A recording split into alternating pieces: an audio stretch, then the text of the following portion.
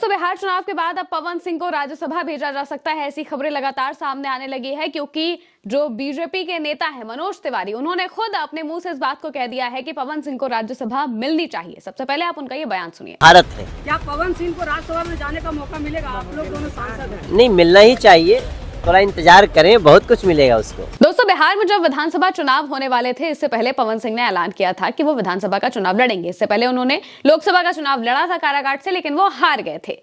विधानसभा का चुनाव लड़ने की बात वो कहते हैं और इसके बाद वो बीजेपी में शामिल हो जाते हैं, यानी कि बीजेपी उन्हें वापस से लपक लेती है। वो पहले बीजेपी में होते हैं, लेकिन जब लोकसभा का चुनाव होता है तो वो निर्दलीय चुनाव लड़ते हैं।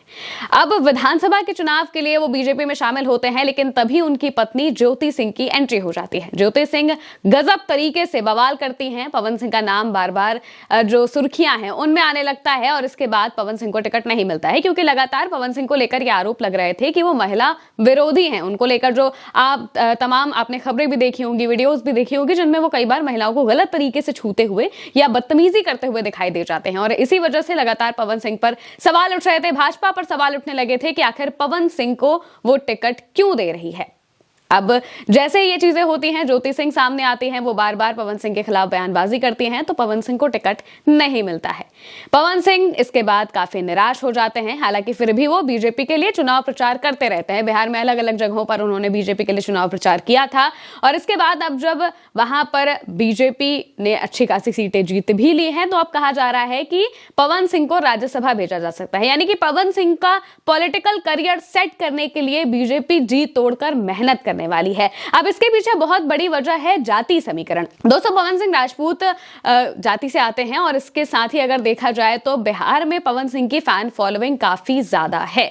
पवन सिंह को अपने साथ रखने का सबसे अच्छा तरीका यही है कि उन्हें कुछ ना कुछ दे दिया जाए, क्योंकि आने वाले वक्त में पवन सिंह की डिमांड हो सकता है कि बढ़े। जिस तरीके से बिहार चुनाव में उन्होंने काफी लगातार देखा कि चुनाव प्रचार करते हुए वो दिखाई दिए थे, इसके साथ ही वो बीजेपी को लेकर काफी समर्पित भी दिखाई दिए थे और इसी वजह से भाजपा उन्हें जाने नहीं देना चाहती है। और इसीलिए अब ऐसा कहा जा रहा है कि उन्हें राज्यसभा का टिकट दिया जा सकता है, राज्यसभा का चुनाव उन्हें लड़वाया जा सकता है और फिर उन्हें बीजेपी से राज्यसभा मिल जाएगी। और ये सबसे बड़ा सवाल ज्योति सिंह के लिए भी हो चुका है, क्योंकि ज्योति सिंह ने इतनी सारी चीजें की थी, पवन सिंह चुनाव ना लड़ पाए। इसके लिए लगातार जो खबरें सामने आ रही थी उनका सीधा सा मतलब यही था कि ज्योति सिंह नहीं चाहती थी पवन सिंह चुनाव लड़े और ज्योति सिंह खुद चुनाव लड़ी थी। हालांकि वो भी हार गई थी, लेकिन जिस तरीके से पवन सिंह और ज्योति सिंह का पूरा मसला हुआ था और उसके बाद पवन सिंह का पॉलिटिकल करियर लगभग खत्म माना जा रहा था। कहा जा रहा था कि उनकी पत्नी अब उन्हें दोबारा जो चुनावी मैदान है उसमें उतरने नहीं देगी। लेकिन बीजेपी का कुछ अलग ही प्लान है। बीजेपी ने अपना प्लान बना लिया है पवन सिंह को राज्यसभा भेजने का।